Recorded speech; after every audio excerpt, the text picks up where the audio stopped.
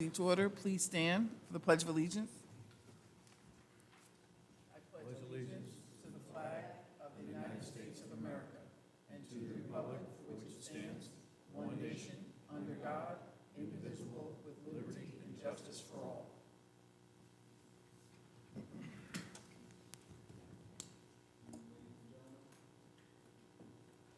Good evening, ladies and gentlemen. Pursuant to NJSA 10:4, the Open Public Meetings Act, notice of this duly and regularly scheduled meeting of the Jackson Township Zoning Board of Adjustment has been posted and published in all appropriate locations.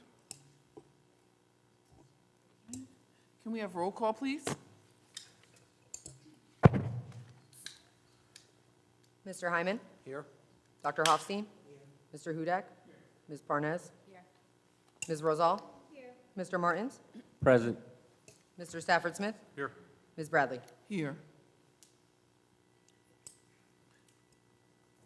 Mr. Murphy, we have resolutions this evening. Yes, we do, Madam Chair. We have 3 resolutions this evening, beginning with resolution number 2024-51. That is the resolution denying preliminary and final site plan with the use variance on property located at 167 North Hope Chapel Road, Block 13702, Lot 1. Eligible to vote on this resolution are Mr. Hudak and Ms. Bradley. Motion to approve the resolution. Roll call, please. Mr. Hyman? Nope. Just Mr. Oh, Hudak and Ms. myself. Hudak. Oh, I'm sorry. So That's all my right. apologies. Mr. Hudak? Ms. Bradley? Yes.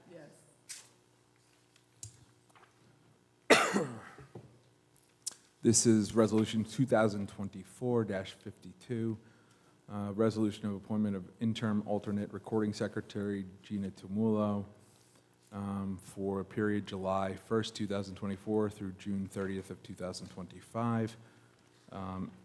Every board member here this evening is eligible to vote.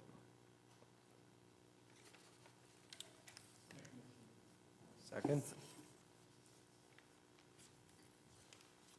Roll call, please. Mr. Hyman? Yes. Dr. Hofstein? Mr. Hudak? Ms. Parnes?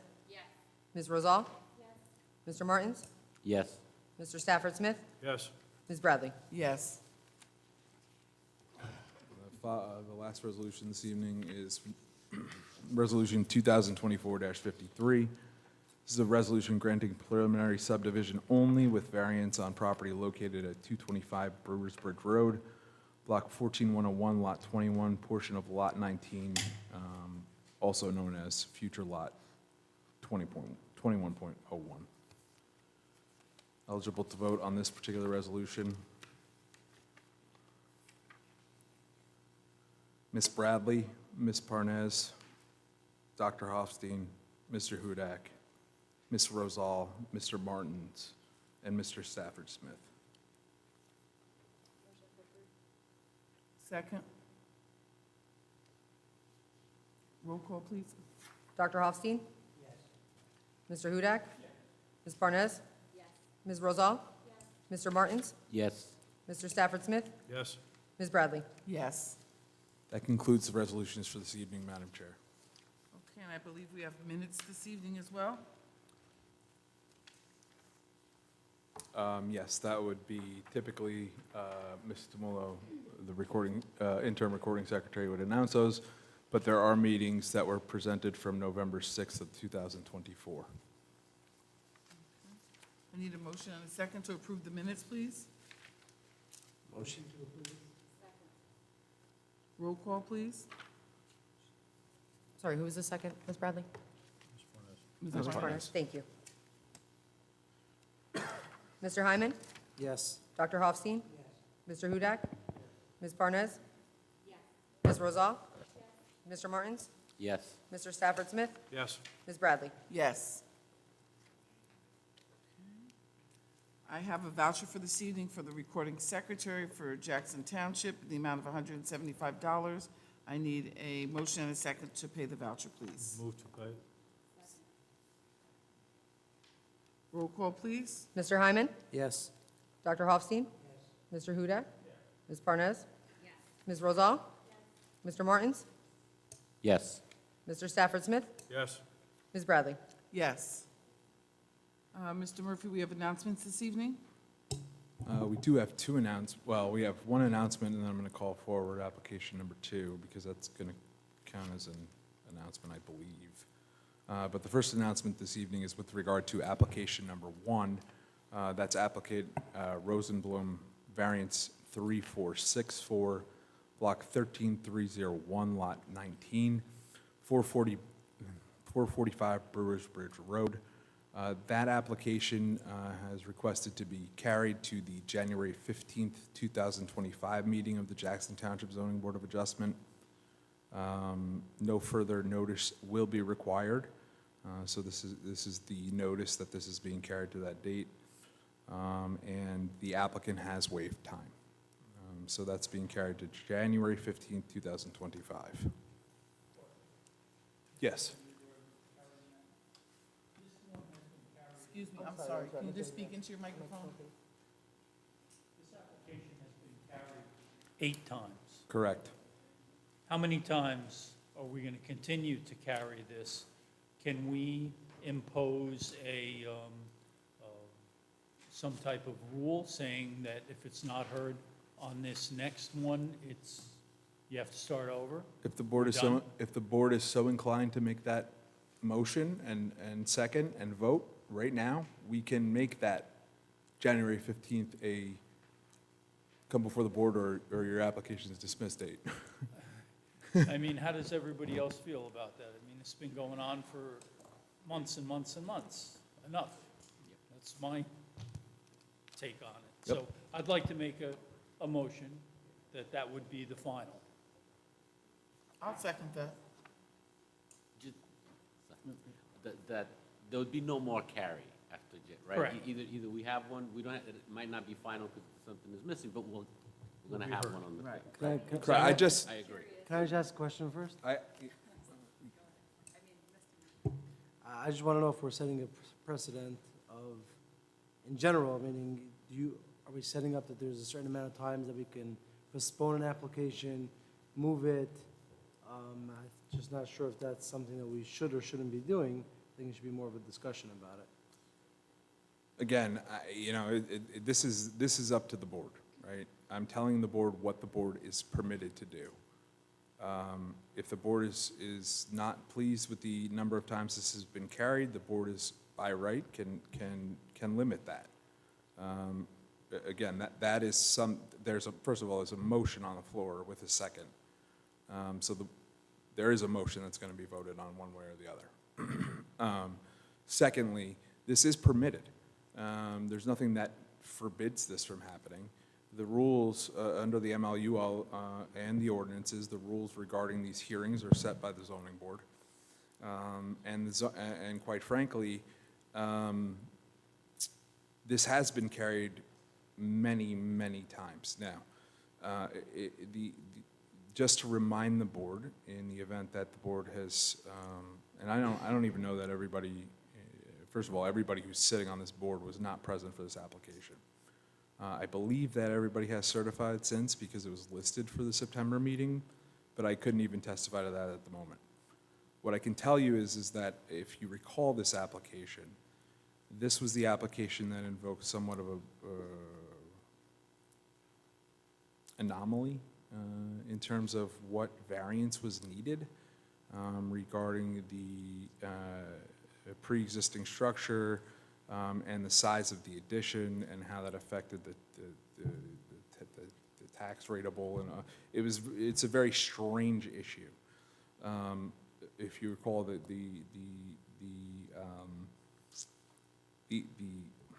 addition that's sought is rather large, and the home that's there is rather small.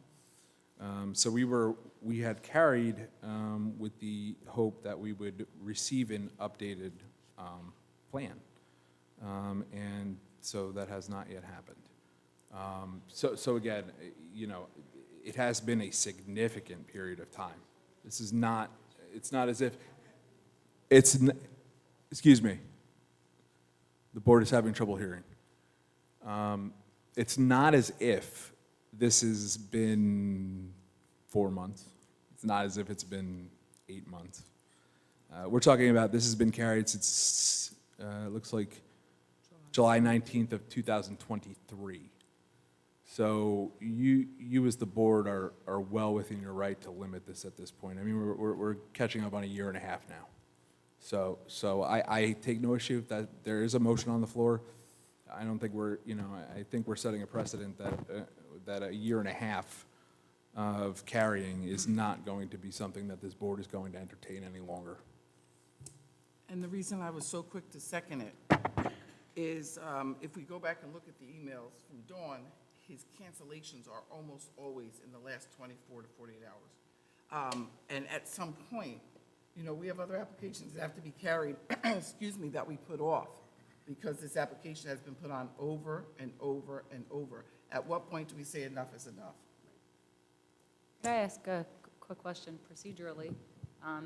What happens if they either don't, show up, they request to carry it, or then at that point it gets canceled? It's not being withdrawn.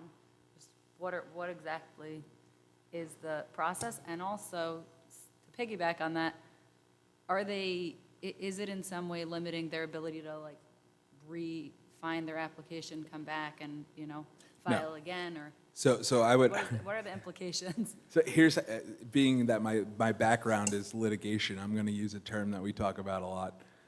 What I would define this as is a dismissal without prejudice for lack of prosecution. And what I mean by that is that the application would be dismissed, but administratively because they failed to prosecute the application. So again, it's not going to prevent them from coming back, but this can't sit on the books forever. I mean, it cannot sit as an open application forever. So it's a good question, Mr. Hudak, and I as your attorney, I agree with your position, so. Can I just ask one small question? We picked right now January 5th, right? So have they guaranteed, January 5th, I'm going to be there and I'm going to have everything, right? Every time we've been carrying it, it's because they've guaranteed that. Correct, Mr. Martins. This is, from a procedural perspective, the applicant, when they request to carry, are provided dates by the zoning clerk. They select a date based upon the dates that are provided by the zoning clerk. So the applicant is the one who selects the date to which they're carried. Okay, great, thank you. Hey, Ryan, if I could add, this has happened in the past also, and the board has made prior boards have made similar determinations. There's no policy in place. They've always done it on an application by application basis specifically for this reason. So you're not setting any precedent. Prior boards have taken similar action. You know what, I'll be frank with you, I had an applicant who kept pushing off. I do applicants' work. I have had this experience myself, where I had an applicant who was not getting plans, just kept, and finally the board similarly said, you're coming or it's being dismissed without prejudice. And so we made it, but that I had, this is permitted. So that being said, we have a motion and a second on the floor to notify the applicant, Rosenblum, for variance 3464, that if they do not show up for the January 15th meeting, that it will be dismissed administratively, excuse me. So, roll call, please.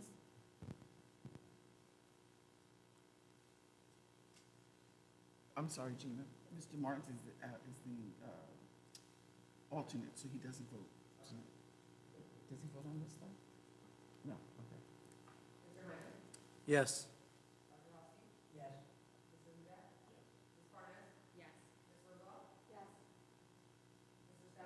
Yes. Yes.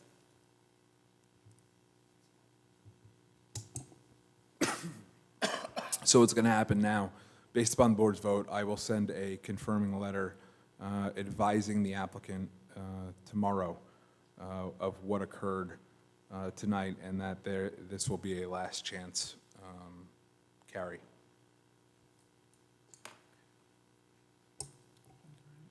Moving right along. So you're going to go to your second announcement. Yeah, so I am going to call application number, with your chair's permission, I'm going to call application number 2, AV Partners LLC, preliminary final site plan 918, use variance 3497, block 2901, lots 7, 9, and 10, and this is 1007 West Commodore Boulevard. Mr. Pape, your appearance? Yes, thank you. Madam Chair, members of the board, board professionals, and public, good evening. My name is Kenneth Pape. I'm with the firm of Heilbrunn Pape, and I'm here before you this evening on AVE Partners. I'd like to acknowledge the correspondence that I received from Ryan Murphy this afternoon, and to tell you that I understand the position that is set forth clearly in that letter. I want to apologize to the board and to the board's professionals for filing too late an exhibit with this board, and we acknowledge that the procedures that are set forth in Mr. Murphy's letter are absolutely correct. Respectfully ask if the board please accept my apology, and I ask that you carry us to a future date. I think the date that was available is January 15, 2025. That does work for the professional team. If that works for the board, we would ask for that date. Mr. Pape, thank you very much. No apologies necessary. These things happen. This board has determined that we have been a tad bit lenient with regard to the timing of submissions. However, again, this board specifically takes their obligations very seriously. They very thoroughly review their applications. And as a result, they've made it clear to me that this is a position that we are taking, and I agree. I mean, again, I appreciate your words. I appreciate your humbleness, and certainly it's not designed in any way to be punitive. It's simply just a matter of procedure. Again, I will note, as of yesterday afternoon, that particular concept plan is deemed to be filed. So at the next meeting, of course, it will be part of the record and open to being considered. I appreciate your courtesies in the matter, though. Thank you. With that said, Madam Chair, I don't believe that the board had an objection to carrying this application, but we do have an objector here, Mr. Paul Revere, and I'd like to give Mr. Paul Revere an opportunity. Mr. Revere also submitted documentation just today. I did not see that. It came in at about 3:30 today when I was actually dealing with this other issue.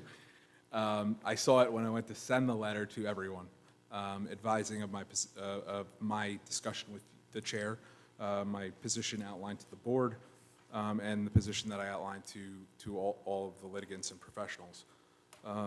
So again, there were no surprises here. What was the surprise was I did see that Mr. Revere had submitted a rather lengthy document, I'll call it. It's a PowerPoint presentation that I have yet to review. Again, 3:30 this afternoon. I also advised in the email sending the letter that advised Mr. Pape of the applicant's rule violation, that the same rule had been violated by the objector with regard to the submission of evidence in a timely fashion. Yes, that is true. NJSA 40:55D 10B requires that all these documents be submitted 10 days before. Our ordinance, which is 244-9C2, also requires the same submission timeframe. So again, it was not only the applicant who violated procedure, but also the objector, and if Mr. Revere would like to be heard, then that is something that he's permitted to do.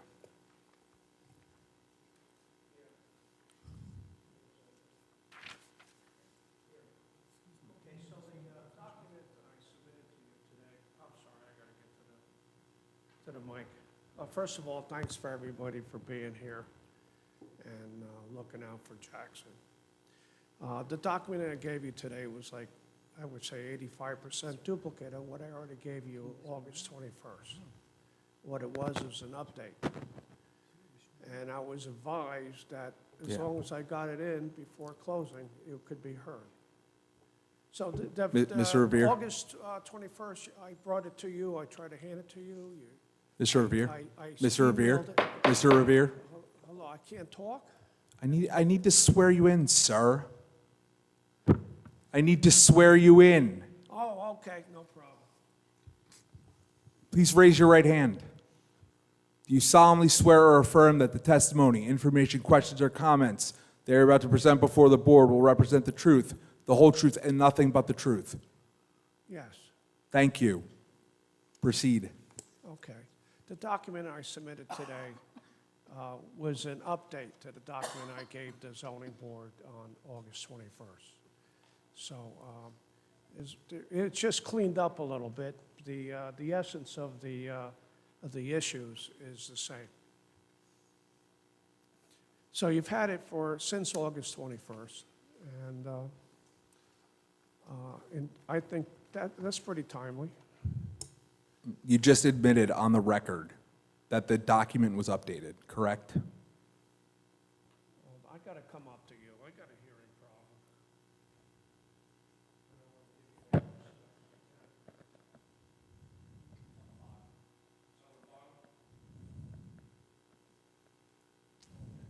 All right, well, yeah, go ahead, sir. I have a hearing problem. You just admitted on the record that you updated that document and submitted an updated document at 3:31 PM today. Is that correct? Yeah, sure. Okay. Yeah, that's correct. All I'm right. telling you, it's like 90% the same. I just cleaned it up. Understood. Thank you very much. Okay. Do you have a position on the adjournment of this matter? I'm sorry, sir? Do you have a position on the adjournment of this matter? Can you come up here and help me? I'm having a hard time, even with the hearing aids.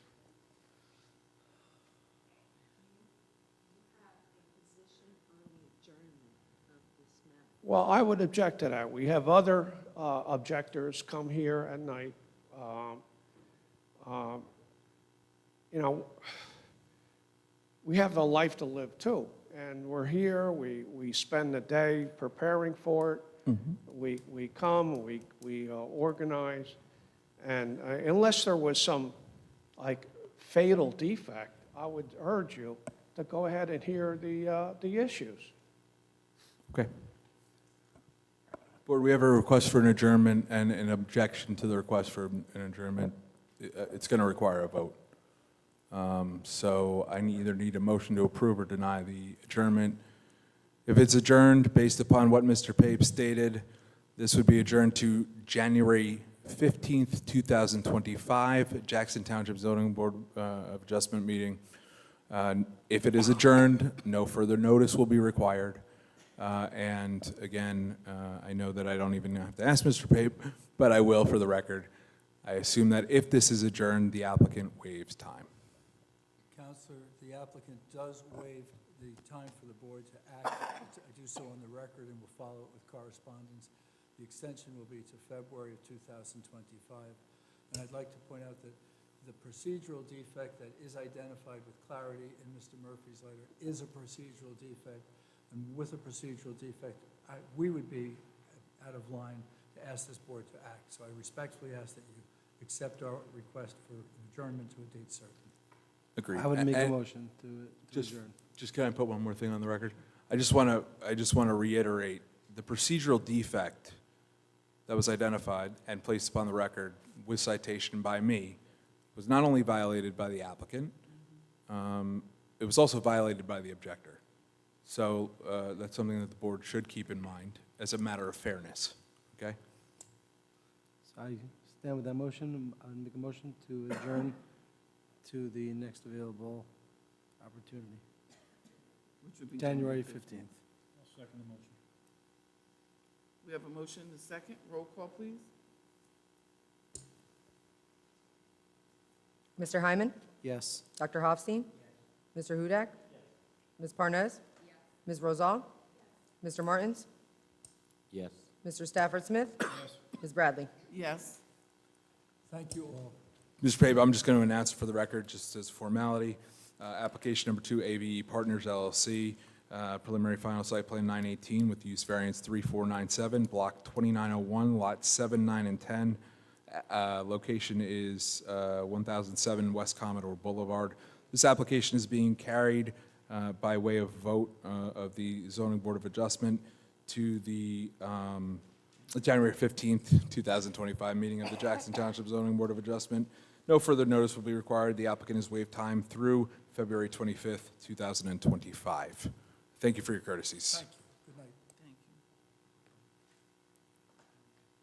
you. With that, Madam Chair, I believe the announcements for this evening are concluded. All right, we're going to swear in our professionals now.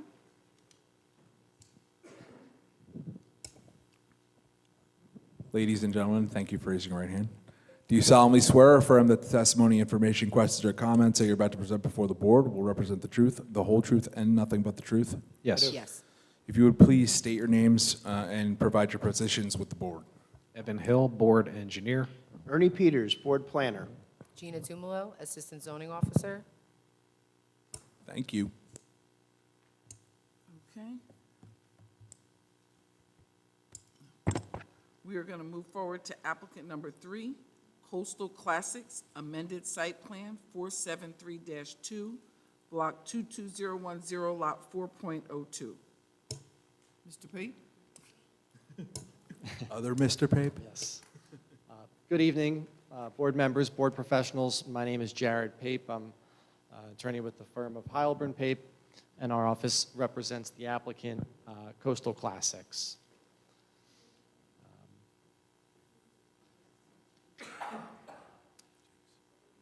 Before we begin, I would like to confirm that the notices we provided were satisfactory for this application, for the board to hear this application.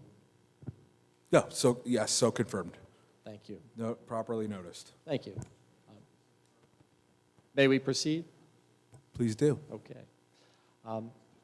This application is for amended site plan with use variance relief. Coastal Classics operates an automotive restoration business in a small industrial complex where they've been located and operating for 14 years. And it's worth noting that unlike a typical auto body shop with high volume operations, this business specializes in restoring classic and specialty vehicles, and the projects are often very detailed, time sensitive, often taking up to 1 to 2 years to complete. You'll hear more in testimony about the operations of the business, but I thought that was worth noting. The applicant is seeking permission to install a paint booth within their building to expand their services and offer painting services, vehicle painting services to their clients. Because painting of vehicles is not a permitted use, we are requesting use variance relief. The proposed site improvements are minimal since the paint booth is entirely located inside, and you'll hear more in testimony that, again, the site improvements are mostly limited to the actual installation of the overhead door, some fire striping in front of that door as required by the fire official, and the relocation of a couple of parking spaces. Testimony in support of this application this evening will be provided by Ryan Mahoney, who's a representative of the applicant, Michael Antilli, the applicant's professional engineer, and Allison Coffin, the applicant's professional planner. Excuse me, Mr. Pape, one second. Yeah. Any discussions, please, outside? It's distracting the board from the application before it.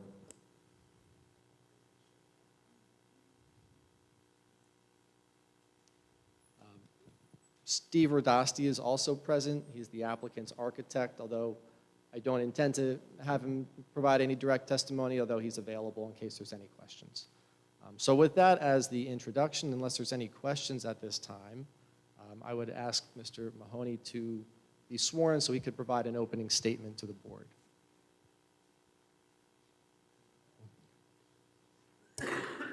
I was looking for him. Good evening, Mr. Mahoney. How are you? I'm going to swear you in. Yeah, okay. If you would, please raise your right hand. Sure. Do you solemnly swear or affirm that the testimony, information, questions, or comments that you're about to present before the board will represent the truth, the whole truth, and nothing but the truth? Yes. Thank you very much. If you'd please state your name and provide your affiliation to this application. My name is Ryan Mahoney, and I'm the owner and founder of Coastal Classics. Thank you very much. And I've asked Mr. Mahoney just to provide a statement, an overview of his business and the operations, so I'll pass it off to Mr. Mahoney. Well, as Mr. Pape said, we've been here in Jackson for 14 years. We're an antique auto restoration shop, which basically means that we work on exclusively antique cars, which is 25 years or older. Our oldest is actually 1935, and our newest is 1991. These are generally full restorations where we take apart every nut and bolt of a car and make it look like new again. So they're massive projects that take a long time. It's not a production shop where like you see with a body shop or a mechanic shop. We focus on a handful of cars for a lengthy period of time. So we're looking to expand and to be able to offer our paint in-house, where previously we weren't able to do that, and which would greatly benefit us. It's one of those things where it's come down to we got to do it in-house. So we have 6 employees, and we end up, most of the cars come to us via transport. You know, they arrive via enclosed car hauler. So it's these are special cars. They're sometimes big dollars. So I'd be happy to answer any questions that you might have regarding our business.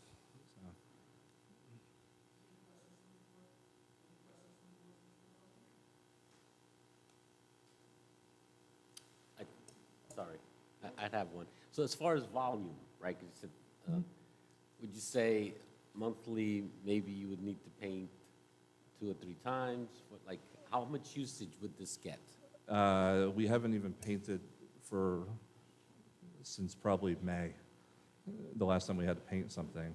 And so it's not a high volume at all, but it's when it's time to do it, it's critical. It's the main thing that you look at when you see a car. Okay. So yeah, it's yeah, you know, and it's just, but yeah, it's part of the operation, and it's the last thing we do. So Right. Yeah. Okay. Through the chair? I just want to know, I see that in your statement of operations, it says you have 6 employees. Is that including yourself? no, I would guess I would be number 7. Okay. Approximately how many vehicles do you currently have, or on average do you have at the facility on a day-to-day basis? Around 15 or so. So what I see is that if it's about 15, it could be obviously a little more, a little less, plus an additional 7 vehicles for everybody that's coming to work there. We're dealing with 20-plus parking spaces that are sort of necessary. So now, you're going to have some of them that are inside. Yeah, I apologize. I should have clarified that the vehicles we work on are stored inside. As I mentioned earlier, these are pretty high-dollar vehicles, depending on what it is, plus the work that we put into them. You know, you're talking anywhere from $100,000 to $200,000, $300,000. So the vehicles we worked on get kept inside, especially because part of the process is that you take the car down to bare metal, and you simply cannot put it outside, or it will rust in about 2 seconds. So it's so they all so outside is 7 parking spaces that we need for myself and my guys. Right, so I'm just trying to understand what the parking, how much parking is really necessary for this operation to operate properly. You're telling me that, you know, you have about 15 vehicles. I'm assuming that not all those are parked inside. Is that correct? Yeah, well, that's what, sometimes a car will arrive over the weekend if it breaks, like during the summer is the prime time for antique cars. So everybody takes their car out, and if a car breaks down over the weekend, I come in Monday morning and surprise, there's a car waiting. So it does happen where we didn't expect a car to arrive, and it shows up. But we try to minimize that, but at the same time, you know, we want to take care of our customers and you know, be accommodating to them. And I'll ask Mr. Mahoney to elaborate, but it's my understanding that once the vehicles enter the building, depending on the project, at times they could be put on casters, which makes it very easy to essentially move the vehicles around so they could be stored very efficiently. Is that? Yeah, we use wheel dollies to move the cars around the shop to various positions. We don't really, again, we don't like to take them outside. Part of not taking them outside too, as I mentioned, is, you know, I don't want to be redundant, but that they're high-dollar vehicles, so you don't want to draw attention what it is. You want to keep that matter, somewhat safe. Not that we've ever had an issue, knock on wood, but it's still, we want to protect our customers' cars. We'd also be happy to address parking further in Mr. Antilli's testimony. This site has been fully developed for quite some time now, I think a couple of decades, and Mr. Mahoney's operation in particular, as one of the tenants, has been there for 14 years. But I know Mr. Antilli can speak to the parking requirements. And No, I understand that, and I appreciate the clarification. My concern, though, is that from what I'm understanding is that once the vehicle starts being worked on, it's not exiting the garage.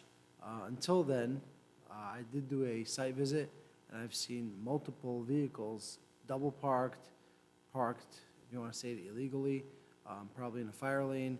And from what I see proposed as moving 2 parking spaces and giving them 2 other ones, I don't believe that that's going to make the situation any better. As a matter of fact, I'm not sure exactly, but it could be that the proposed 2 spots are already being used. Meaning they may not be officially for parking, but there's a lot more vehicles that are not being parked in parking spaces. That's why I want to know the numbers and whether they're coming and going, if that's going to satisfy. Well, on nice weather days, we will move cars outside, without a doubt. And it's, again, during the summer, which is pretty much right now, the prime time for cars is like the summertime here. So if we get inundated with cars, we keep them inside at night, and sometimes during the day, we do move them out. So, Thank you. yeah. And again, we'll touch on parking requirements further in Mr. Antilli's testimony. For the chair? I'm sorry. Do you currently provide a paint shop service to your customers? Or Yes. do you sub that out? Well, we were, for a long time, renting a paint booth from a family friend, and so we ended up, their business closed down this year, and so now we're out of straits. So we're going to end up, this is why we initiated the process and to begin with, was to be able to do it in-house versus subcontracted out. Okay. It's getting to the point where we've been doing metal work all summer, and so we end up, we're going to come close to needing to paint, and at that point, we'd have to sub it out. But the painting service wasn't done on premises, it was done No. at somebody else's? Yeah, it was done Okay. at a friend's body shop. So the paint booth itself, could you explain to the board what what an internal paint booth consists of and the type of ventilation and protection and? Oh, yeah, so a paint booth is exactly what you think of it is, it's a metal box that basically filters out the paint. In the back of the booth, there's filters, so it sucks out all the fumes. It stops all the harmful particles from getting into the actual air. And then the paint booth filters, they're taken care of by a company called Safety Clean. So they would come and do away with the filters and change them out as needed. So basically from the outside of the building, all you're going to see is an exhaust stack, and that's it. It's, as far as anybody even knowing it's there, unless you know what that is, you can't even see it. It's entirely inside the building.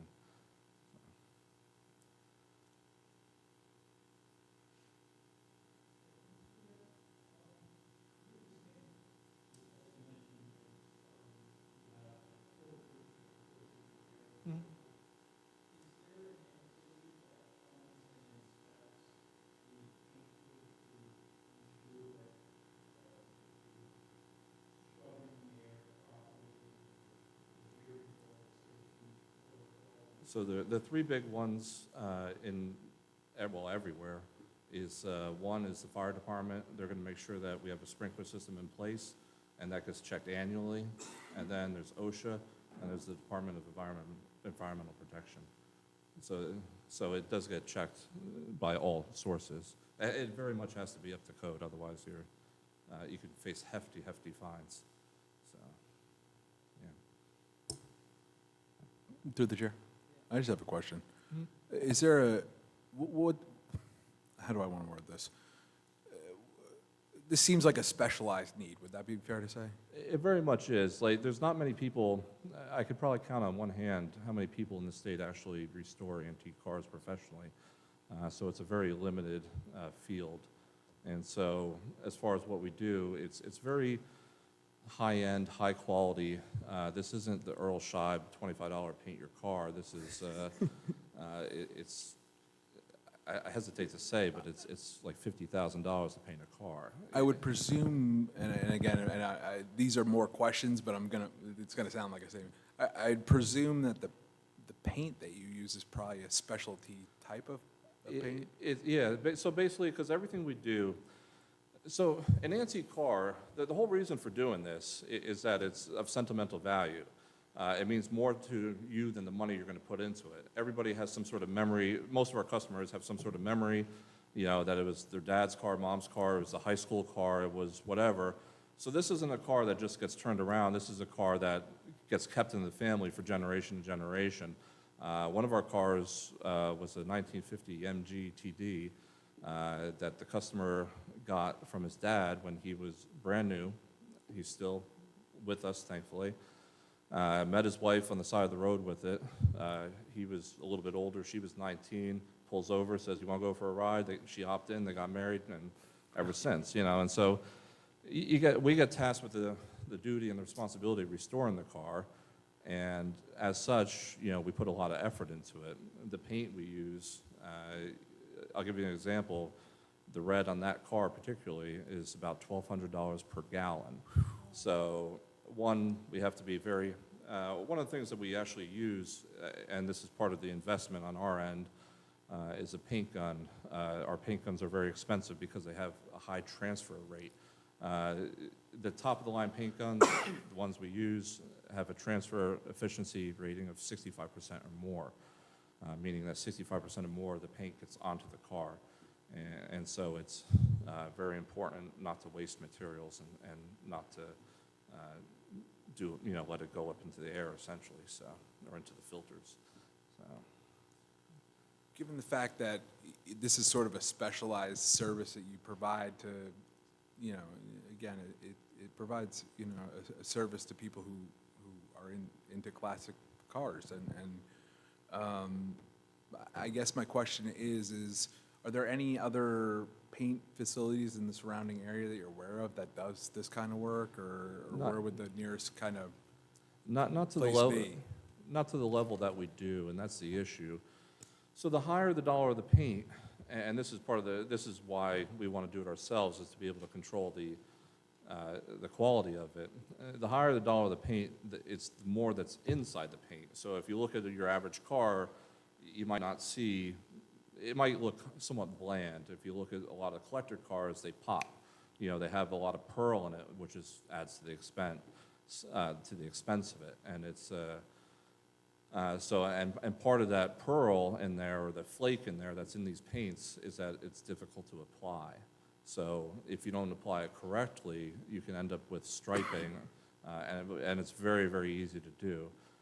And then there's also the mill thickness, and this is, so paint, when you put it on a car, you have your primer, your color, then your clear that goes on top of it. The clear provides a UV protection. And part of that thickness is providing protection from the sun so the paint won't fade. And part of the thickness is also that that you have room to take care of it as time goes on, that you can sand it and color and buff it and polish it and wax it. Because if it's too thin, then it's game over. And so part of that is that if we can do it ourselves and only ourselves, we'll maintain that quality forever, versus having to trust in somebody to do it, which isn't going to happen. It's the thing is about a body shop, and there's nothing wrong with a body shop. It's just the average body shop. The average person keeps their car for 5 to 7 years.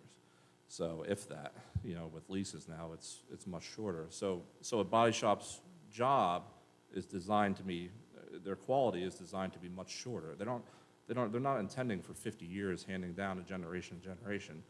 So, that's where we come in, and we're able to provide that or control that quality within the house. I promise all of those questions were actually related to the application, but I'm also just very interested because it's cool. By all means. Thank you for that. You're obviously very knowledgeable. I appreciate the explanation. No, Thanks. thank you. So. Thank you. Just one more question. Is this paint business to expand the current business, or is it just to provide additional services to your existing customers? Well, both. So, like, as I mentioned earlier, that we had to do it outside a house. We had to rent a booth, and so that meant that I was doing it because we were doing it on the weekends when they were closed. So, in order, the idea is to be able to bring it in-house, and then I can have somebody else do it, you know, because I don't want to come in on the weekends anymore. I'm getting older, I'm tired, so it's, I work a lot during the week. So, yeah, I'd like to be able to do it in-house. We'd like to be able to hire another painter specifically to do it. And also, it also requires prep people and finishers as well. Generally, with restoration, in order to get the best results, you have to have specialized people. So we have a guy that does mechanics, a guy that does upholstery, a guy that does metal, et cetera. And so, and the same thing that applies to the body, that, you know, in the paint, is that, you know, we're going to have people that specialize in it. So, you know, we will be adding at least one, if not two more people, so. Thank you. Yeah.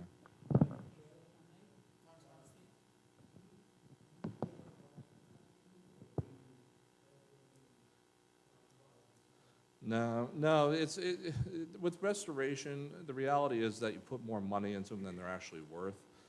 It's a hobby, and if I could do it and make money, I would never have customers. So it would be, I would just do it for myself and be done with it. But yeah, the reality is it's all for customers.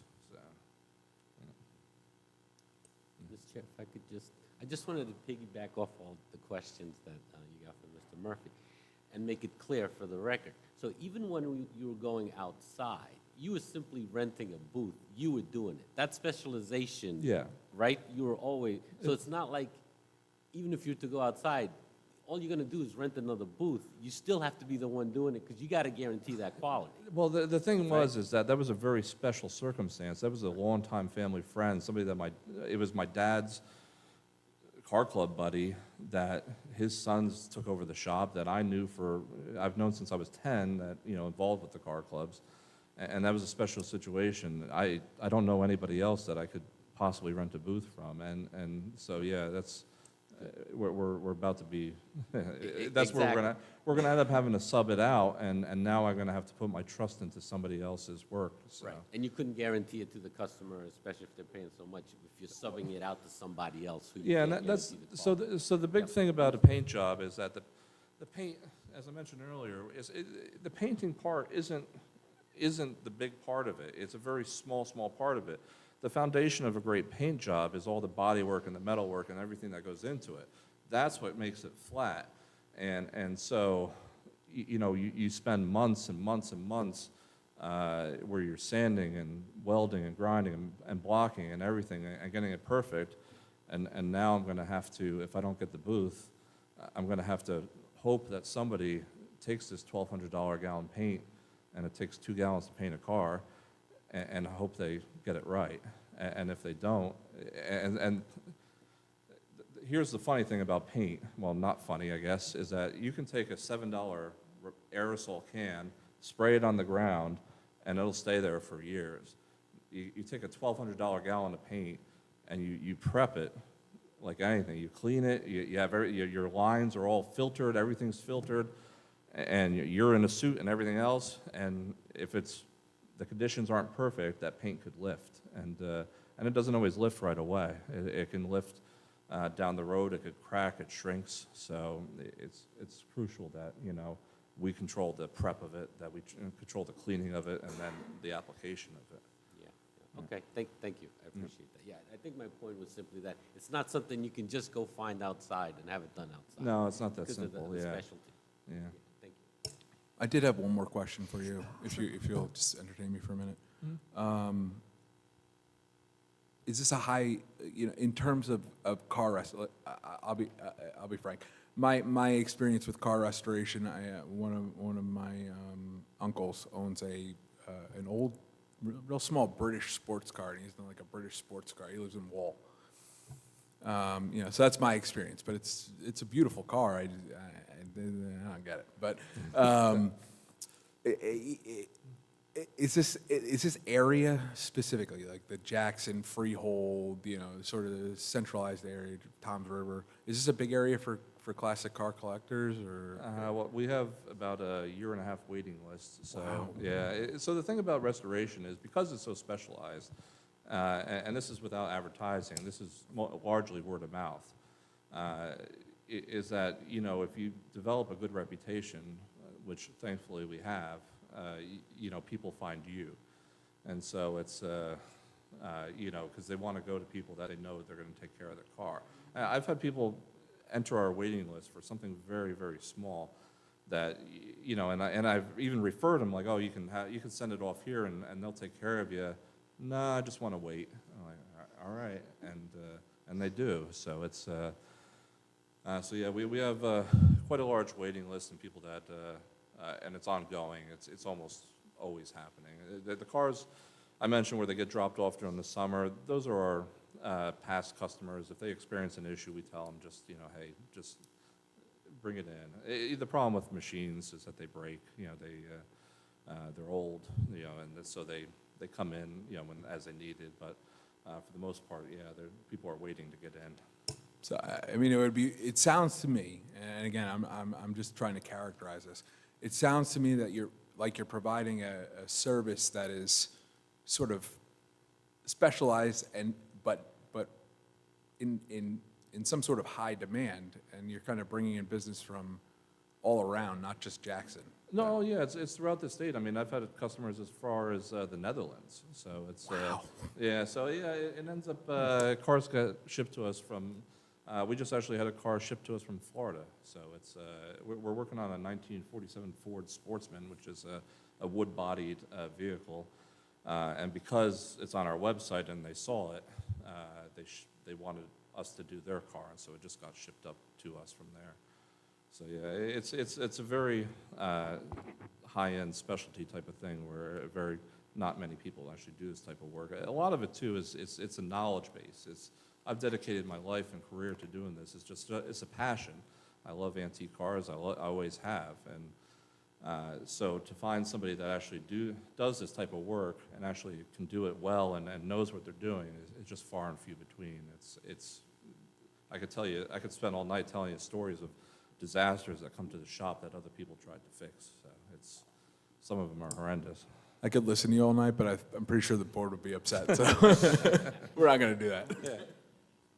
So I have a question, and forgive my ignorance, because I know nothing about classic cars. Absolutely. You mentioned how expensive the paint is, and I recognize it's an investment, and I realize classic cars are very expensive.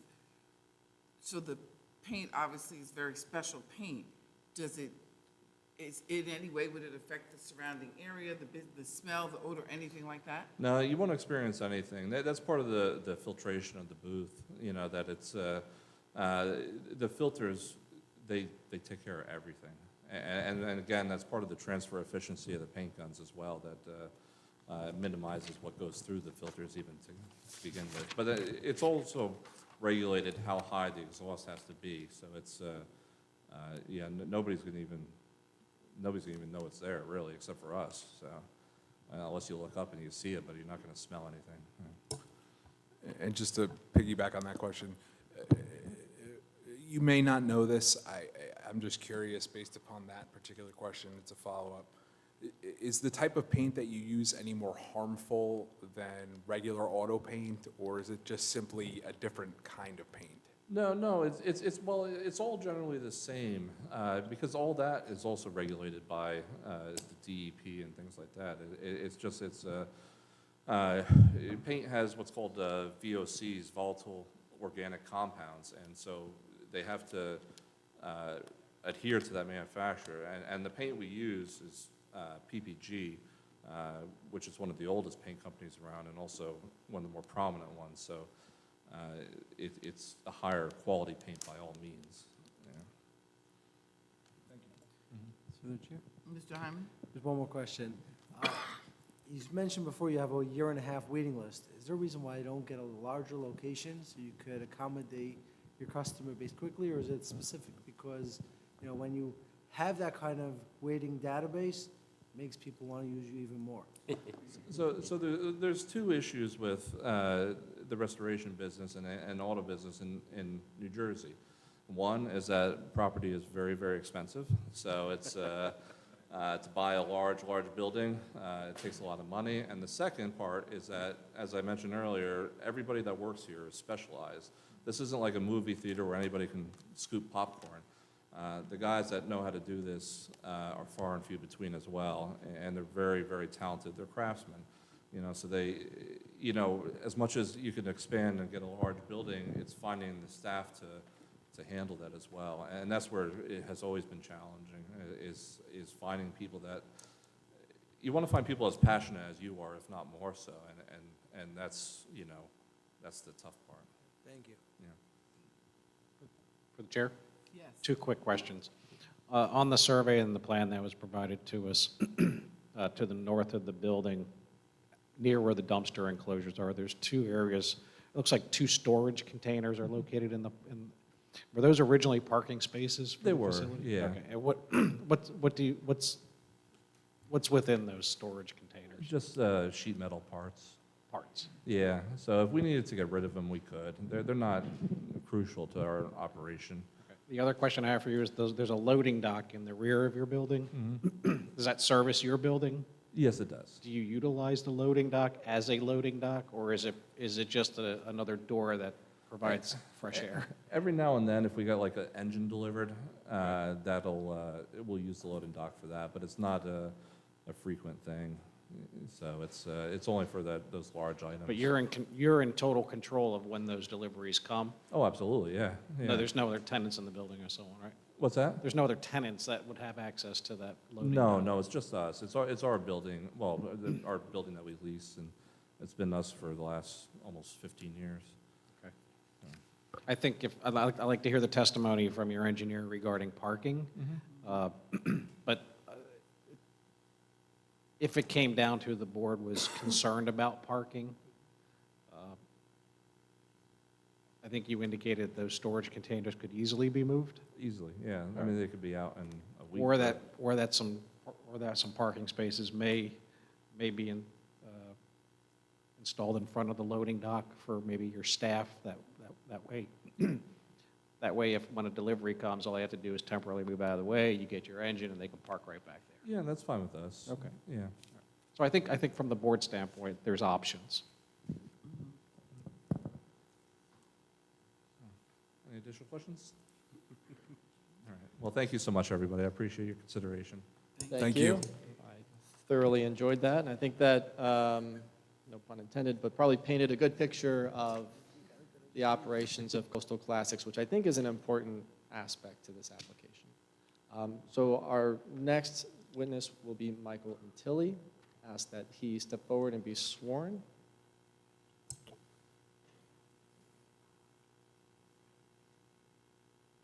Good evening, Mr. Antilli. It's nice to see you. If you would, please raise your right hand. Do you solemnly swear or affirm that the testimony, information, questions, or comments that you're about to present before the board will represent the truth, the whole truth, and nothing but the truth? I do. Thank you very much. If you would please state your name, provide your affiliation, and your credentials. Michael B. Antilli, professional engineer, professional planner. I'm a principal with Crest Engineering Associates in Toms River and Millstone, preparing site plan subdivisions for about 25 years, industrial, commercial, residential projects, and provided testimony at this board a number of times and throughout the county for sure. Mr. Ocean Antilli, Monmouth this County. board accepts your credentials. Thank you. Thank you. If we could put first exhibit, please. It says display site. It's a rendering. It shows the overall site. Yeah, that's it. Thank you. So we're located on the north side of Faraday Avenue, northwest side. Obviously an industrial park. We're in the industrial zone, 2.31 acres. Surrounding us is industrial zone, then developed properties to really north, south, east. Across the way is the golf course. On the site are three buildings you see there. These are metal buildings, about 14 feet in height. It comes with the typical improvements associated with an industrial park, the curbing, the lighting, the landscaping, the stormwater management, so forth. The access, as you can see, is the one drive-through out to Faraday. We talked about parking. Ryan talked about parking a little bit, and I'd like to get into that if I may. We did look at the overall site in terms of parking. We went back to the site plan that was approved. The total square footage of the three buildings is 15,400 square feet. The ratio for warehouse parking is 1 per 1,500 square feet, which works out to 13 required for the overall site. The portion that's office is 3,750, and divide out by the ratio there, 150 for office per space is 25. 13 and 25 would be 38 spaces required per the ordinance. Our surveyors, when we did the survey, picked up 47 actual spaces that are striped. Not quite sure how that ended up more than was required, but 40 were provided originally, so there's a little bit more now. In terms of our individual building, our building is 6,052 square feet, to give it a number, in warehouse space at 1,500, and 1,258 office space at 150 per, would be 13 spaces required, and around our building are 13 spaces provided. So we meet the parking requirement around the building, and the site meets and exceeds actually the parking for the overall site. The parking that we're removing, which is the 2 spaces for installation to facilitate the paint booth, will be relocated to the front of the office. And if I could get display called display work area put up, please.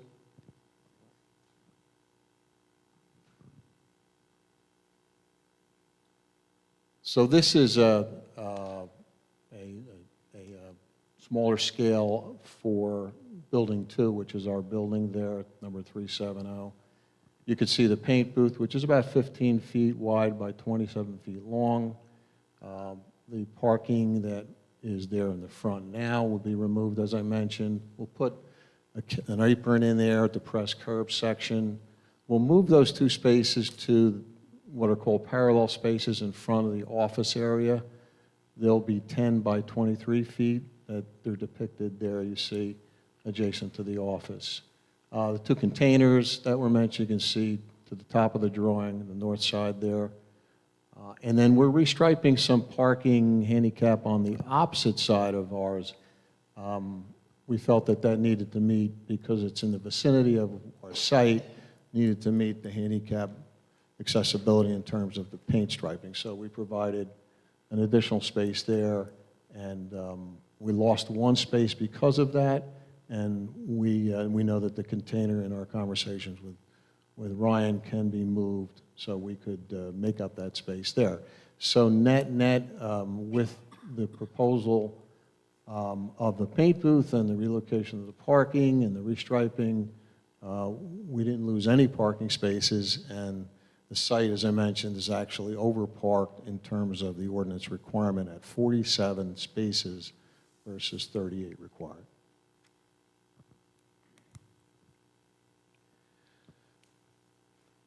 For the chair? You had indicated your parking, in your parking analysis, you had utilized the parking ratio for warehousing. Is that correct? That's correct, yes.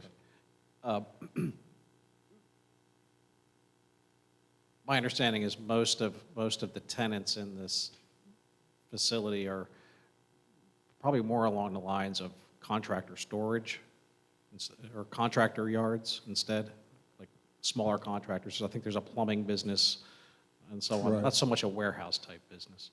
If you were to apply the contractors' storage and office spaces, is there a difference in your parking calculation, or is it the same ratio? Well, for warehouse, you get the benefit of the largest ratio, you're right.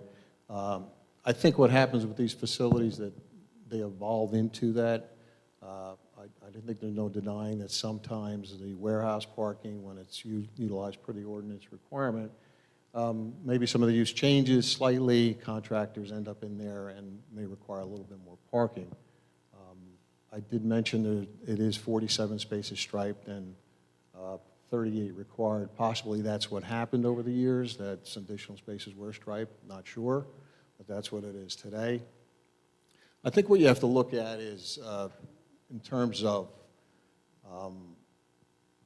the uses, I do agree that probably happens, as I mentioned.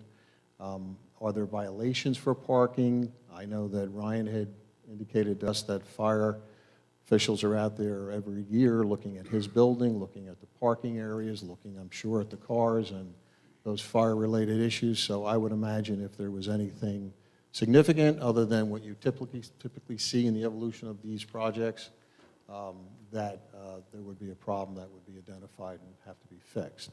So we have not heard that. It's operating as a typical industrial park facility then. Thank you, Madam Chair. Mr. Antelli, I was trying to scribble quickly when you went through the square footages of the building. Could you just go through the overall size of your client's unit and the breakdown of the uses within his unit, please? Yes. The overall size of our unit is 6,052 square feet of warehouse, and that's based on the dimensions of the building, the second building in. And again, the 1,258 is the square foot of the office based on the dimensions of the office area. And that works out to 13 spaces required. As far as, I think, or you mentioned potential makeup of the uses in there, Evan, I think was correct. It's a water systems, my understanding, is a water systems business, an electronic surround business. They build components and enclosures for TVs and things of that nature. And then, of course, our business, Coastal Classics. You had also mentioned overall site figures. Could I bother you Yes. to repeat those for me? Got them off the site plan, 15,400 square feet of warehouse and 3,750 square feet of office, requiring a net 38 spaces based on the ratios I gave. And again, these were part of an approved site plan. The parking was approved, all of the facility was approved. And so it's your understanding that your client doesn't require more than 13 spaces to run his business there? he has 6 employees, he mentioned, not including himself, and then he has potentially 15 cars, I think he said, inside the building mainly. Once in a while, one comes out. That's what his testimony was. Thank you. Yes. Madam Chair, my line of questioning more had to do with the idea that while the testimony is pretty clear, Mr. Mahoney respectfully doesn't own the site. He's a tenant in a building owned by someone else. So what we can't do is, without the owner's permission, let him use more parking spaces than are required for his particular use. Because otherwise, someone else at some point is going to show up at the zoning office and say, I want to use it. We're going to say, well, this guy's got this many, this guy's got this, and you've used all the spaces on the site. I think the testimony we've heard from Mr. Antilli and Mr. Mahoney takes care of that concern. Because of the 38 spaces that were approved for the entire tract owned by someone else, Mr. Mahoney respectfully, as a tenant, is only using 13 of those spaces. And of those 13, the testimony we've heard from the professional and the witness is that they really only need 7-ish. So we're not sort of robbing from Peter to pay Paul and inadvertently adversely impacting the total parking on the site. I just wanted to make sure the board understood that as a tenant, he can only sort of control the parking spaces that he would be allotted by the owner of the site. Thank you.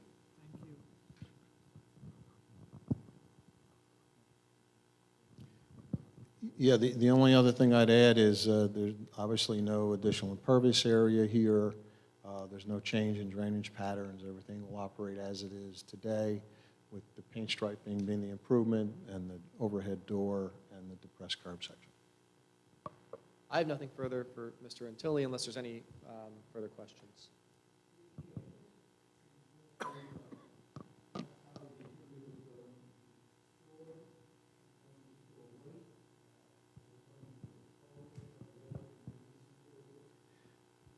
Any waste, Ryan had testified, any hazardous waste like paint and the filters and the residual and such are done by licensed vendors that will take that away.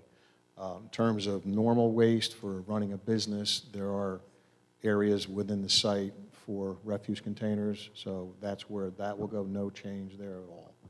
In terms of the cars, inside the building is the storage for the cars. The way that's going to happen is, as mentioned earlier as well, they'll come in to that northern side overhead door, primarily be put on casters, taken to the paint booth, manipulated into the booth and out of the booth, and either utilize the door that we're building in front of that booth for in and out, or the other door that they came in originally.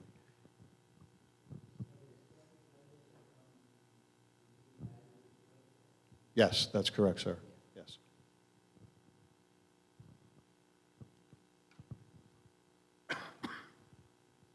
Yes, Mr. Hammond.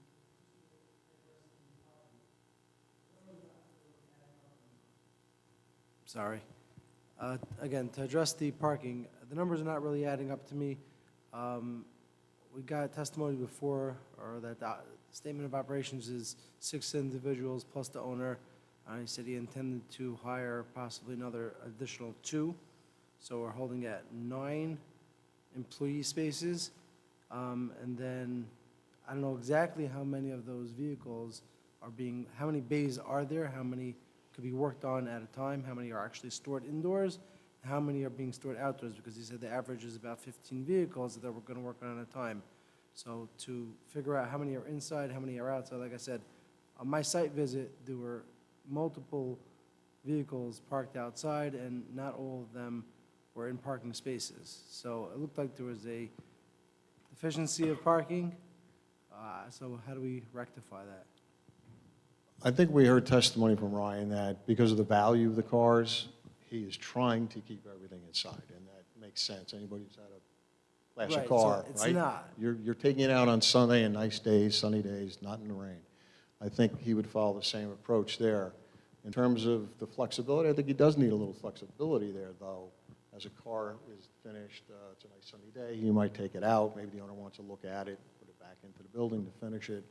I think we have to give him a little flexibility with that. He did say the 2 containers, he could move if necessary.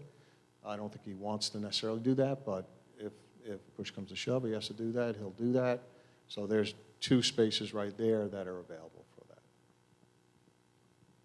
So do we have like a final number of what your, And I'd like to point out, I'm sorry, I'd like to point out too, that as you mentioned, he has 6 employees, 7 if he brings someone else aboard, 8 if he shows up.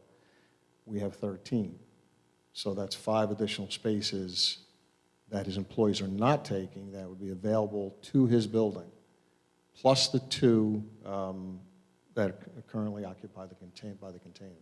right, and then you normally would need a couple additional for the times that there are deliveries, pickups, and stuff like that. I think so, yeah. I think the occasional, Right. I know he drops the cars himself. When you put so much effort and time into that, you want that point to point so that you deliver a good product. That's what he does. So there are not a lot of people coming to get their cars. I'm sure they do come once in a while to see the operation, sure. Thank you. Any additional, Dr. Hofstein?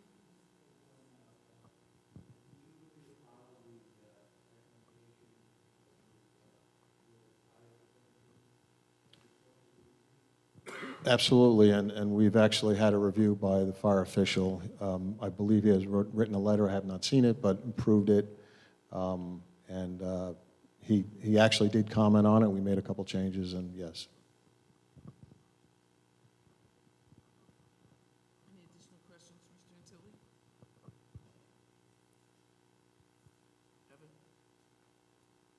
Antilli? Evan? So again, this is probably one of the simplest amended site plans we've seen in front of this board in a very, very long time. However, parking is important, right? On a multi-tenant property like this, where you have shared parking, that's really what this is, right? The overall parcel has ample parking, but maybe maybe one tenant might be maximizing it a little bit more or have a higher demand. It's really a self-policing issue, right? From an ordinance perspective, they meet the requirements. The owner indicated that there's 2 storage containers within 2 approved parking spaces on that site plan, that if, in his, I would say if, from either a code enforcement perspective, a fire official perspective, or just the business operations perspective, somebody determines that, hey, look, you really need those 2 parking spaces to be parking spaces, I'm sure it sounds like he'll convert them back to parking spaces. I think there's also opportunity back where the rear loading dock is that an employee could park there, except for those times when a flatbed truck might be delivering a motor, right? So I think there's some opportunities there as well. But again, this is one of the simplest amended site plans we've seen in a very long time. The only, I had another thought, and I just drew a blank. I know.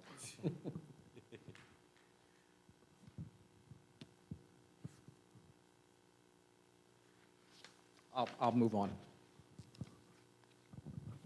Any additional questions or comments, Mr. Antilli? Mr. Green? Thank you. We would ask Allison Coffin, who would be our final witness as the applicant's professional planner, to be sworn and provide her testimony.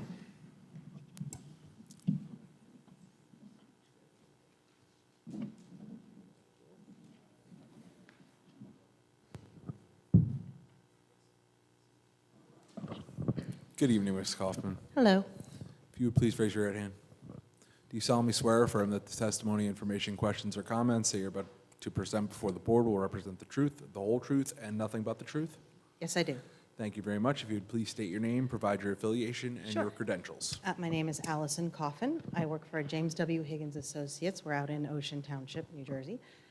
I have a professional planner's license from the state of New Jersey. I'm also certified by the American Institute of Certified Planners. I've had my license and certification for about 20 years now. In that 20 years, I've been accepted as an expert witness in front of boards in more than 100 communities throughout the state, though I tend to stick to Monmouth, Ocean, and Middlesex counties because I don't like a long drive at 11 at night.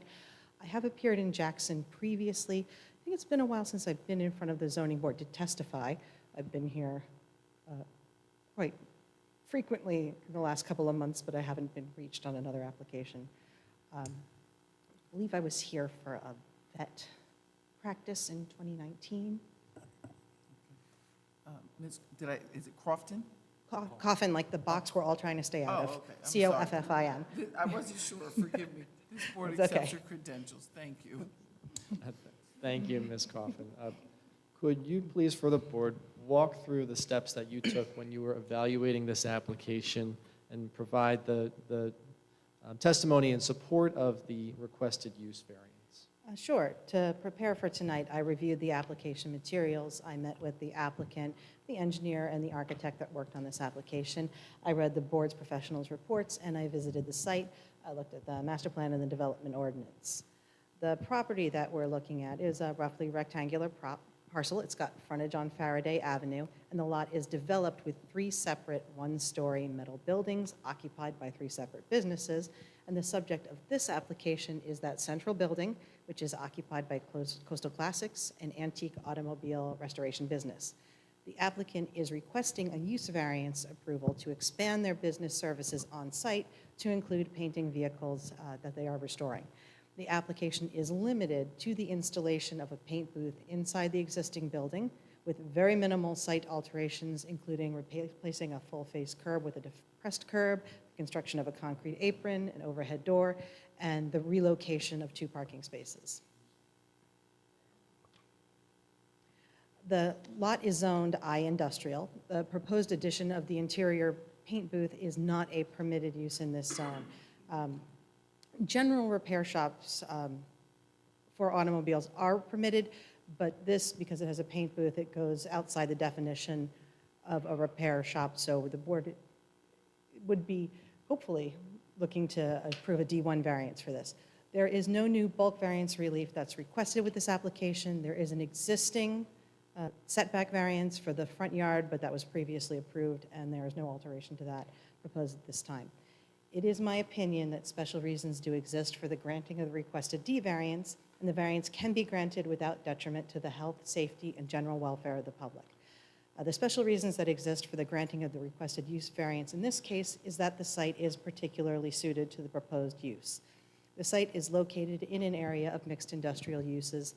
The principal business of this applicant is an automotive restoration and customization use, already exists on this site. The proposal before the board there is just limited to adding a paint booth that allows the business to provide more complete service to their customers on this site rather than ferrying the cars back and forth to another location. The use of this paint booth is infrequent and limited to the specialty vehicles being worked on this site. It is not to be confused with an auto body shop use, which would have a higher volume of use and a greater impact to the site. As the proposed paint booth is in service to an existing existing business in this building, and it is logical to locate that paint booth within the same location, the site is ideally suited to the addition of the paint booth. It can also be accommodated with minimal exterior alterations to the building and the property. It's my opinion that there is no detriment that results from this requested use variance. The proposed use is compatible with the surrounding area, which is other industrial uses.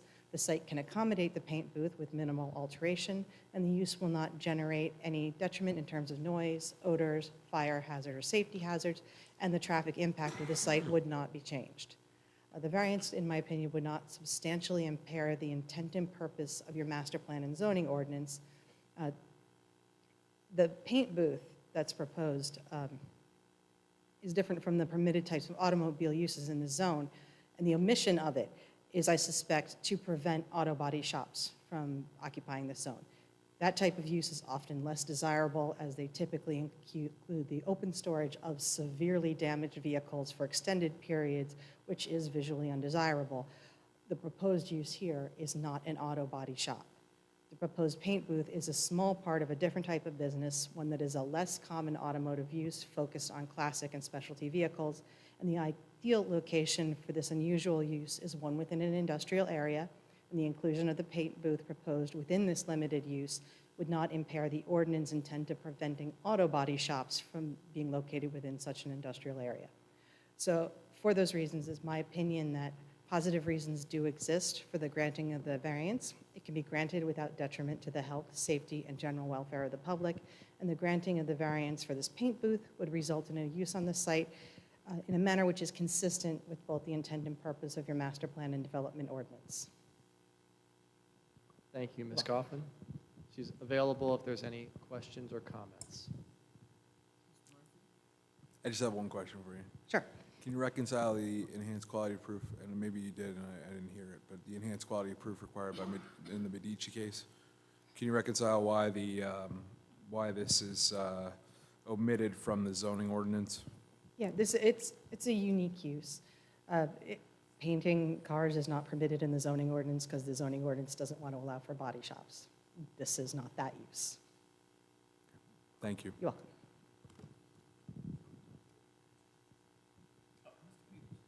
Thank you, Madam Chair. I believe Ms. Coffin hit all the nails on the head. She discussed the special reasons. She gave us a statement regarding no substantial detriment to the public good, and she spoke about the lack of impairment to the intent and purpose of our zoning ordinance and our master plan. So if the board finds her argument sufficient, she has covered the proofs necessary for the board to grant the requested use variance. Madam Chair. Mr. Peters, Do you concur with Ms. Coffin's assessment that the reason for the omission of painting of vehicles in the I-zone is to prevent body shops because they're visually undesirable in the zone? Based upon my experience in the municipality, the industrial ordinance standards were put forth more than 3 decades ago. And so, to the extent that they were trying not to have that particular type of use, that would seem a reasonable argument. We do allow painting in town. We don't allow painting in the industrial zone. I don't recall off the top of my head. I don't know if it's highway commercial or highway development. I think it's HC, but I'm not sure. I also can't recall, so.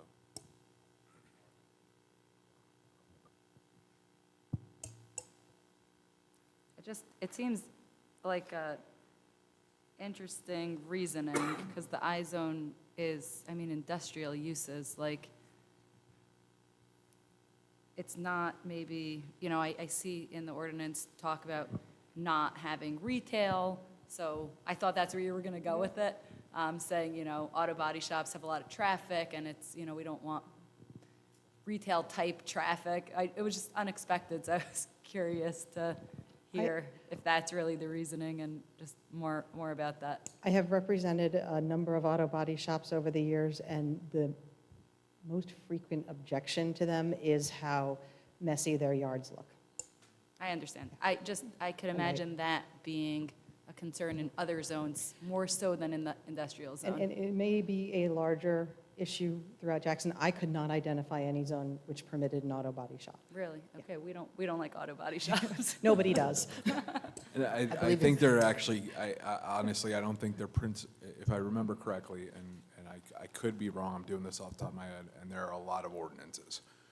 If I remember correctly, auto body shops are conditional uses under our ordinances. I don't think, and again, it may be one zone where it's a principally permitted use, but I'm almost positive that in most zones where they are permitted, they're conditionally permitted, if I remember correctly. Carlson's been in town since Right. the 70s. Right. I'm trying to go through, I apologize, if I seem unprepared for the question. We have them in town, to the best of my knowledge, whether they predate the zone or they actually were permitted or got a use. I can't speak to specific sites, but I know we have them in town. Jerry's Auto Body's been historically in front of this board over the last 20 years for site expansions and so on. So just to piggyback on those comments, if a auto body shop is, again, if it's conditional use or, the painting was specifically left out of this ordinance, like you're saying, so that it shouldn't have an auto body shop, if this board was to grant such a variance, would we be allowed to have an auto body shop there, or that would need its own variance? No, that would need its own variance. This is a very specialized request. From the perspective of the D1 variance, right? We have the positive criteria, which is the particular suitability of the site, which was addressed, and I believe it was addressed appropriately. We have the special reasons under the zoning, which support the finding that it's a benefit to the general welfare. And again, we have that enhanced quality of proof. The enhanced quality of proof is kind of it's a necessary proof for the D1 variance, but it's kind of, it's always struck me as a little speculative, right? From the perspective that we're asking the planner to speculate as to why this has not been added into the zone. Again, and it's based upon, the case law is pretty clear on what it's trying to get at, and it makes sense when you read the case.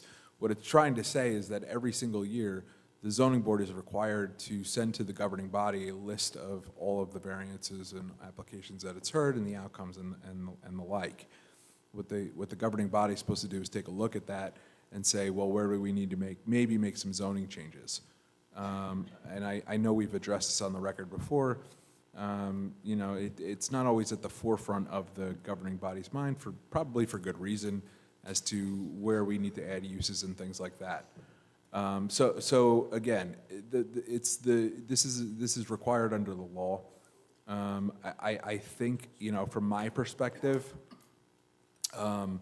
you know, and what I didn't hear, but from my perspective, you know, I had a similar thought as to why it wasn't in the zone. But quite frankly, I don't know the last time that we've heard an application requesting auto body painting. Yeah, I think part of the In the I problem is zone. we don't define it. We define automobile body shops as a building or portion of a building in which body work or refinishing work performed on motor vehicles is the purpose.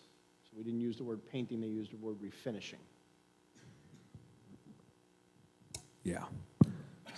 So again, I mean, with the respect to the positive criteria, I heard sufficient testimony that would permit the board to grant it. With respect to the negative criteria, again, I think the testimony, you know, and I'm not guiding the board to grant the variance or deny it. What I'm telling you is what I heard from the proofs. And what I heard from the proofs is that there's a sufficient basis set forth under the positive criteria that supports the grant of the variance under the applicable law. And there is a sufficient basis which supports the negative criteria that was set forth. Particularly, I know the concern was parking, and that is a legitimate concern. You know, the question is, does that rise to the level of a substantial detriment if there's an issue with the parking?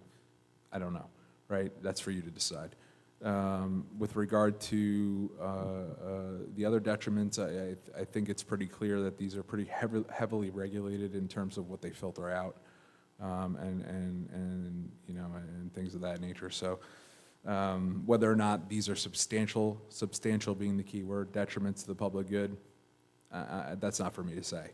That's for you to decide. And again, with respect to the intent and of the impairment of the intent of the zone plan and zone ordinance, I mean, we are talking about the I zone, right?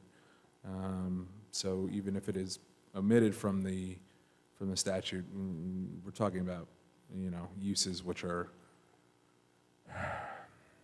more industrial in nature, which again, painting of an auto body seems to me to be. But again, these are the criteria. These are the findings that you have to make, that there is no substantial impairment to the zone plan or zone ordinance. And so, you know, again, the proofs are there. It's for you to determine if they're sufficient to grant the use variances as requested. Any additional questions for this witness? Mr. Hyman? I don't think that Mr. Peters' point with getting permission from the owner was addressed to make sure that we have the sufficient parking. Well, no, I think what he was saying is that, Mr. Peters, correct me if I'm wrong, I think what Mr. Peters was saying, that this individual unit has an established number of parking spaces, and that fits that unit. He's saying they can't share others, but that doesn't mean that people don't do it, and that's what he was I saying, wanted to make it self-policing. clear that throughout the overall site, this tenant, under the original approval, would have been assigned 13 parking spaces. The testimony from the applicant and from his engineer was that they used 6 or 7 of them. I just wanted to make sure, because I think there was some concern through site visits by board members that there were, in a particular portion of the building, a bunch of cars, and you can't assign them to a particular use. So if you see 15 cars out there, just because he's the primary user of the building, are all 15 his? So he's put on the record that he has 6 or 7, he doesn't store stuff outside. If that changes, we send the zoning officer out and say, wait a second, you showed up and said 6 or 7 are yours and you don't park other things outside. So I just wanted to be clear that what's being proposed is less intense from a parking perspective than what was originally approved. Thank you.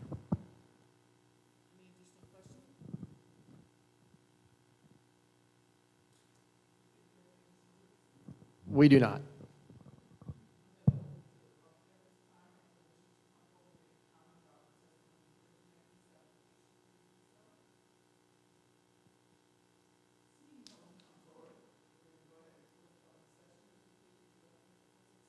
Sure. I think the last thing I'd like to reiterate, specifically with regard to parking, is just to emphasize that Coastal Classics has operated in this location for about 15 years, as stated by Mr. Mahoney. And he enjoys a nice relationship with the other tenants on site, the other two buildings. And I concur with Mr. Hill, who said that this is, as to parking, largely a self-policing issue. If there were, the parking spaces on site are more than adequate for the parking requirement per the ordinance. And to the extent there's issues, it's probably most efficiently resolved amongst the tenants. And of course, if there were violations, there could be code enforcement issuing violations to address those issues. But this operation exists today, and it really is, the paint booth isn't really going to materially change the operation of the site than how it's been operating for years. So just wanted to make that statement.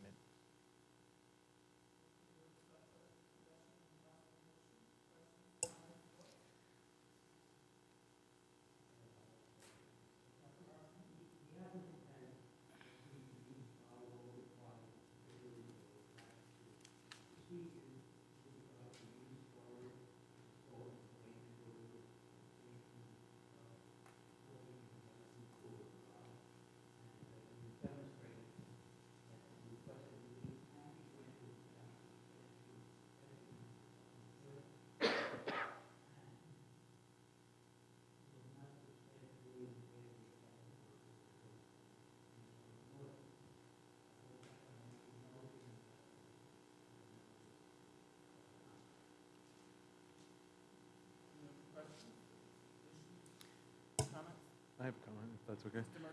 One of the things that I failed to address when I was speaking before, and I just wanted to make this point.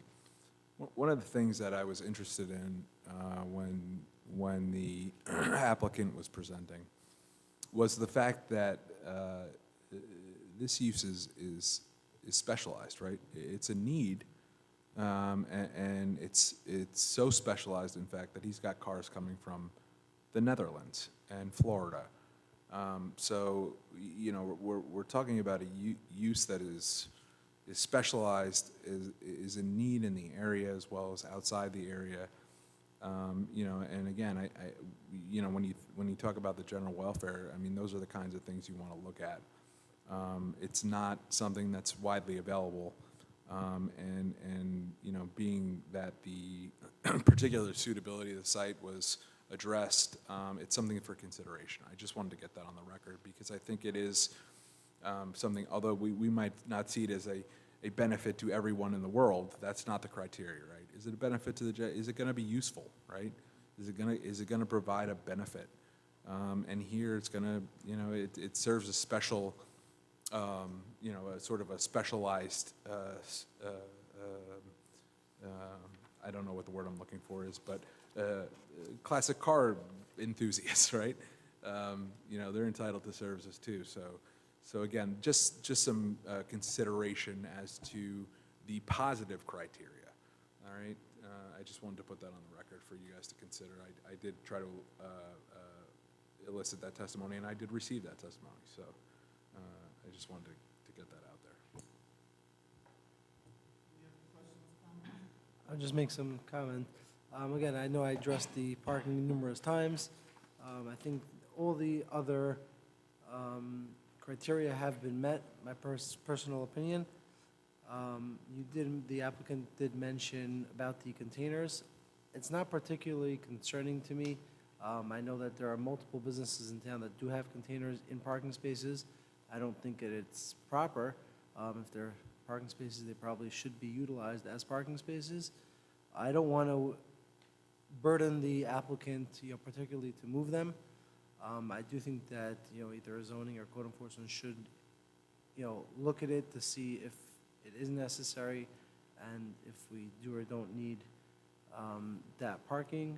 Again, if, you know, just to make sure that there's adequate parking. Again, the applicant did say that, you know, they are also looking at the potential of having additional customers, and it can bring in large database. So I just That was my one and only concern, and thank you very much. As far as need, in addition to how far away they come from, I was also struck by the fact that for some, again, I know nothing about antique car restoration, so forgive my ignorant sounding comment here. I was struck by the fact that you have a 1.5 year wait for something like that.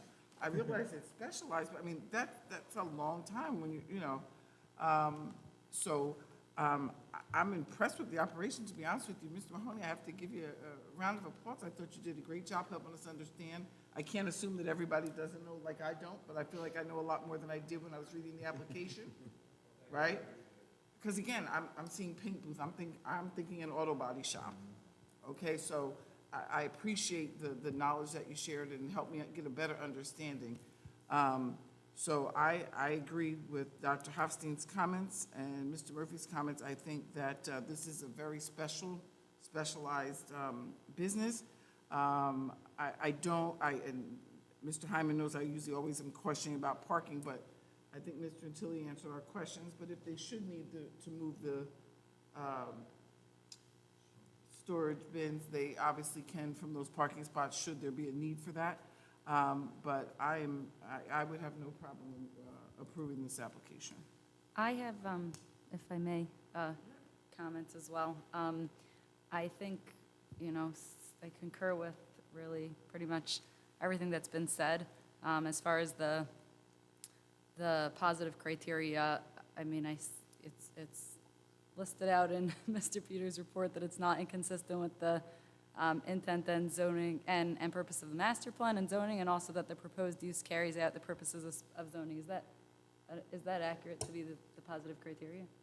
Correct. Yeah, those are the quote-unquote special reasons. Right. Right, So- all the purposes of zoning are set forth in NJSA 40:55D-2.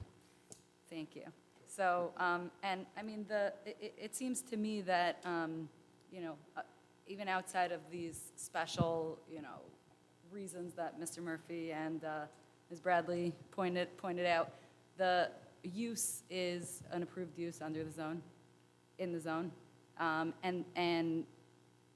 the use of the existing business, I'm sorry. And this, it seems, it's very clear, and I think Mr. Mahoney did a really good job explaining how this is really just an extension of this existing use. He's not bringing something new in and proposing something new that requires a variance. It's this particular extent, it's not even an expansion, it's part of his existing service. It's a need for him to carry out the service that he's currently operating as an approved use. And this particular need happens to need a variance in order to be approved, but yeah, thank you. So it's, to me, that, the way he demonstrated how this is really critical to this operation, and really, I think, highlighted exactly why and how it's needed to be done on-site under his, control and watch, and to me, that really was the positive criteria of it carries out the purpose of zoning because the existing use, the current operation is approved, and this is really part of what he needs to do, and he just, it just so happens that he needs a variance. And the one thing I would say as far as, the negative criteria, I think we're all in agreement. It's largely inside quality control in terms of the air and hazardous waste, and, everything else is addressed.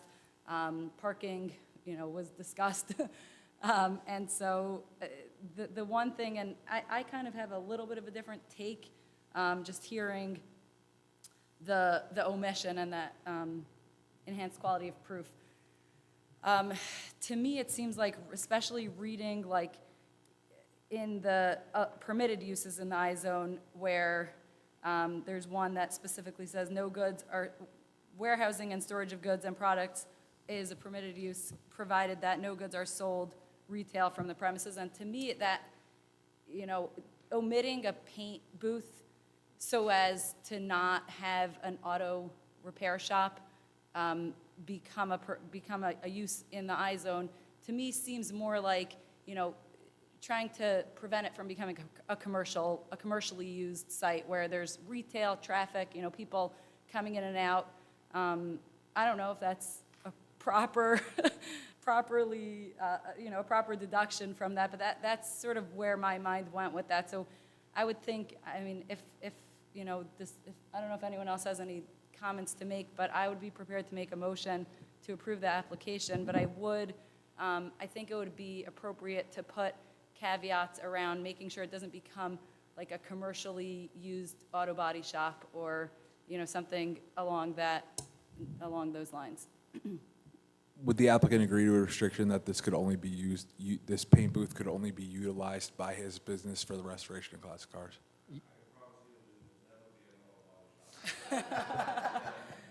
That's a yes.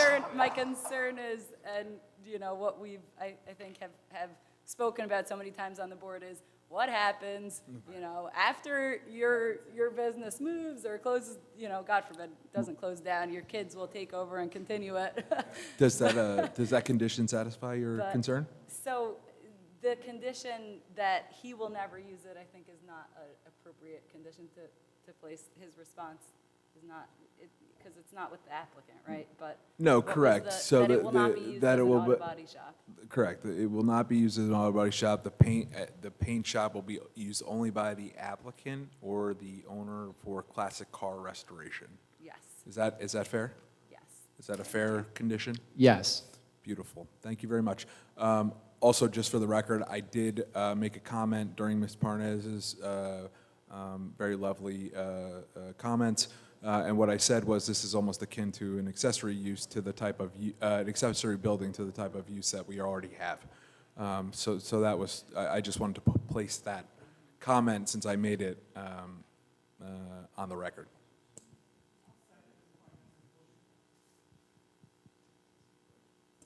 Just for the attorney, I just wanted, sorry, just for the attorney, I just wanted a clarification. If we're making any kind of conditions, it's in this application, it's in the property, meaning. how's The that condition working? becomes Because part of the- Here, the applicant is not the property owner.